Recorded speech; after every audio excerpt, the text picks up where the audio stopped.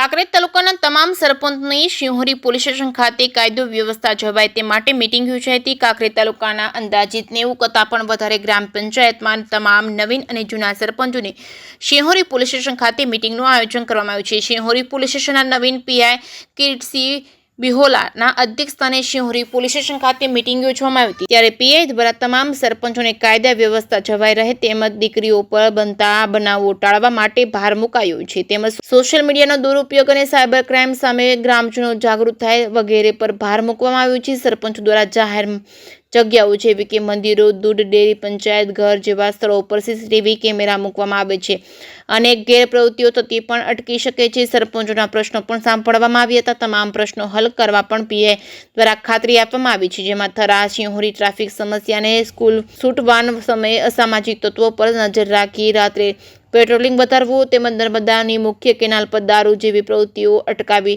વગેરે ચર્ચાઓ કરવામાં આવી છે। જે કે સિંહ ગુજરાતી સાથે ચહેર સિંહ વાઘેલા, કાંકરેજ।